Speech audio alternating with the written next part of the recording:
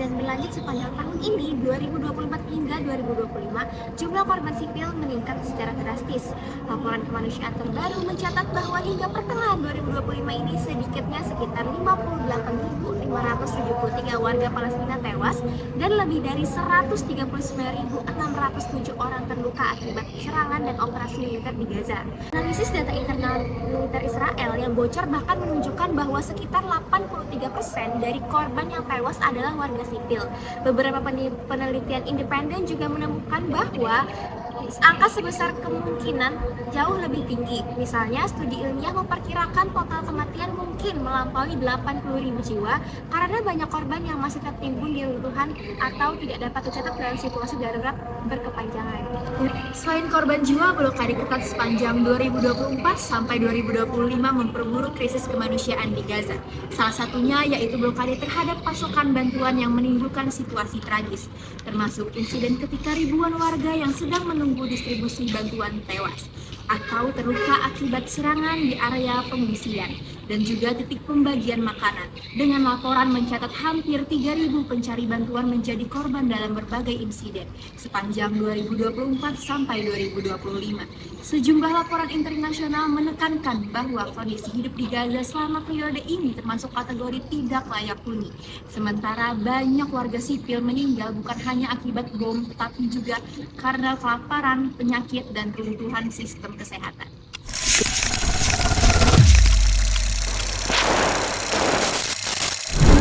اسمك عمو وين ابوك وين ماشي.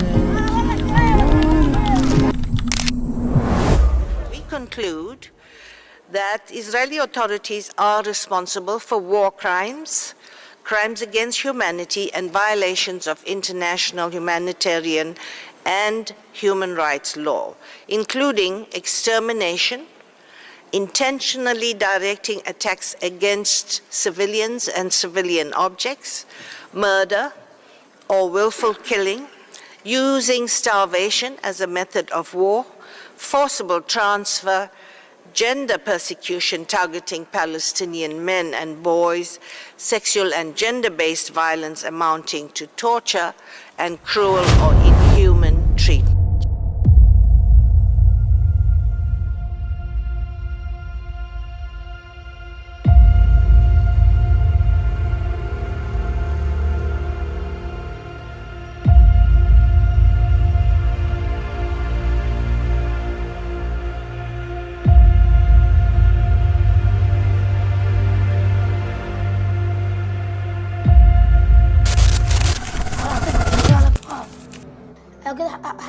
وش عيشة ولا حق مش لاقيين ناكل شاي وقهوة طلعت من المدرسة عشان اشتغل أصرف على الدار شاي ولا خلوني أصحابي ولا خلوني حدا وقزنا مثلا بطلنا بقلب الدار ولا بلعب ولا بعملش. أنا شعوري غريب كل يوم بقول يا أمي بدي أموت وبتستشهد وأقدر محالي على البرندة مسكتني أختي. Penjelasan pasal-pasal yang dilanggar oleh Israel. 1. Pasal 3 Duham menyatakan bahwa setiap orang berhak atas kehidupan, kebebasan, dan keamanan pribadi. Pihak manapun tidak boleh merampas nyawa seseorang secara sewenang-wenang. 2. Pasal 5 Duham menyatakan bahwa tidak seorang pun boleh disiksa dan diperlakukan atau dihukum secara kejam, tidak manusiawi, atau merendahkan martabat. 3. Pasal 7 HAM menyatakan bahwa semua orang sama di hadapan hukum dan berhak atas perlindungan hukum yang sama. Tidak boleh menghukum seluruh kelompok orang karena tindakan satu individu. Peristiwa di Gaza dapat dikaitkan dengan prinsip hukum humaniter internasional melalui Konvensi Jenewa 4 tahun 1949 yang dirancang untuk melindungi warga sipil. Dan karena Gaza merupakan wilayah pendudukan, Israel berkewajiban mematuhi larangan serangan terhadap warga sipil, rumah sakit, bantuan kemanusiaan, dan infrastruktur vital. Pelanggaran berat seperti serangan sistematis terhadap warga sipil dan penghalangan bantuan yang dilakukan oleh Israel dapat dijadikan bukti untuk menilai adanya dugaan genosida, yaitu tindakan yang dilakukan dalam maksud untuk menghancurkan kelompok tertentu secara keseluruhan atau sebagian. Dengan demikian, Konvensi Jenewa 4 menjadi dasar hukum utama dalam menilai legalitas tindakan Israel di Gaza. Al-Maidah ayat 8. يا أيها الذين آمنوا كونوا قوامين لله شهداء بالقسط ولا يجرمنكم شنآن قوم على ألا تعدلوا اعدلوا هو أقرب للتقوى واتقوا الله إن الله خبير بما تعملون. Wahai orang-orang yang beriman, jadilah kamu penegak kebenaran, karena Allah dan saksi-saksi yang bertindak dengan adil. Janganlah kebencianmu terhadap suatu kaum mendorong kamu untuk berlaku tidak adil. Berlakulah adil, karena adil itu lebih dekat pada takwa. Bertakwalah kepada Allah, sesungguhnya Allah Maha teliti terhadap apa yang kamu lakukan. Orang-orang yang berperilaku adil di sisi Allah berada di atas mimbar dari cahaya. Hadis riwayat Muslim menjelaskan bahwa keadilan merupakan perilaku yang sangat dihargai dan sangat mulia.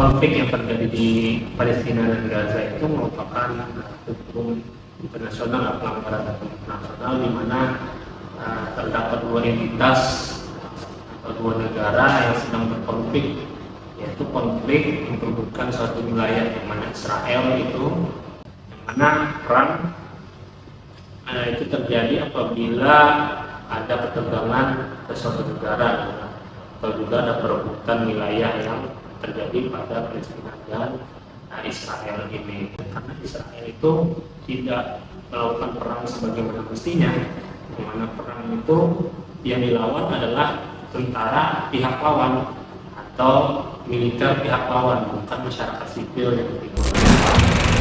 Sebagai Muslim, kita itu harus mendukung Palestina, karena Palestina itu merupakan saudara kita, yang mana setiap muslimin yang lain adalah keluarga, gitu. Itu dalam Islam yang pelanggaran terhadap HAM, asasi manusia, yaitu hak hidup suatu masyarakat atau suatu bangsa. Dengan perebutan wilayah, kemudian perang yang terjadi, kemudian kalau misalkan tentang HAM itu berkaitan dengan pembunuhan warga sipil oleh Israel, gitu. Misalnya dari segi kampus sendiri ya, dari segi kita sebagai masyarakat kampus, yaitu jangan lupa menyuarakan bahwa konflik ini masih terjadi, dan ini perlu perhatian dari baik itu akademisi, baik itu masyarakat biasa, baik itu pemerintah. Ini menjadi perhatian penting bagaimana kita negara Indonesia ya, data Undang-Undang Dasar juga tidak di alinea yang keempat itu, yang mana kita juga masuk atau terlibat dalam ketertiban dunia.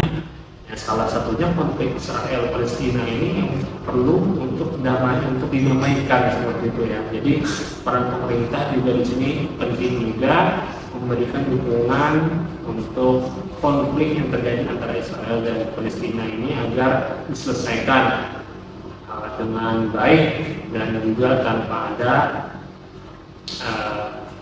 hal-hal yang dapat merugikan masing-masing pihak. Jadi menurut pandangan dari saya tentang tragedi Gaza yang telah terjadi kemarin itu adalah menunjukkan dari sisi ketidakadilan dan juga kekerasan yang terjadi kemarin itu ada titik tertanam jiwa dan juga nilai-nilai kemanusiaan yang terjadi. Jadi menurut pandangan dari saya sendiri tragedi kemarin itu adalah semata-mata manusia hanya ingin merasa aman, damai, tentram dan juga dari sisi solidaritas. Dan kasus Gaza ini menunjukkan bahwa nilai kemanusiaan sering diabaikan karena kepentingan politik. Banyak warga sipil, terutama anak-anak dan perempuan, tidak dapat merasakan hidup yang aman dan layak. Dari sisi keadilan sangat jelas bahwa banyak ketimpangan dan ketidaksetaraan berlaku. Maka hendaklah dunia mendorong penyelesaian konflik ini dengan adil dan damai. Dari kasus di Gaza membuat saya sadar bahwa kemanusiaan adalah ketika kita melihat penderitaan orang lain sebagai penderitaan milik kita sendiri. Dan keadilan bukan hanya tentang hukum, tetapi ketika kita berani membela hak mereka yang tak mampu bersuara. Di sana ada orang yang terluka karena ketidakadilan, disitulah kemanusiaan kita sedang diuji. Menurut saya, persoalan yang terjadi antara Israel dan Palestina Gaza bukan hanya tentang persoalan politik ataupun perebutan wilayah, melainkan itu tentang tragedi kemanusiaan yang terus-menerus berulang. Dari sini saya melihat bahwa adanya keratuhan nilai kemanusiaan yang dimana peperangan menjadi suatu solusi. Hal ini tentu menimbulkan rasa takut bagi pihak ketiga, rasa cemas, rasa trauma, dan ada lingkaran dendam yang sulit untuk hilang. Kasus di Gaza membuat kita sadar bahwa konflik bersenjata dapat menjadi panggung pelanggaran HAM yang berlapis-lapis. Hal ini akan terus berkelanjutan jika kita tetap diam dan menutup mata telinga kita. Maka dari itu pentingnya peran kita sebagai generasi muda untuk terus memperjuangkan nilai-nilai tersebut untuk adil dan juga perdamaian kita bersama. Kita harus menuntut adanya pertanggungjawaban atas pelanggaran hak asasi manusia dan hukum internasional serta kejahatan perang yang telah terjadi di Gaza pada saat ini kepada organisasi-organisasi yang ada di dunia. Kami segitu saja pertanyaannya. Makasih banyak buat Bapak sudah mau meluangkan waktunya buat bantu tugas kami.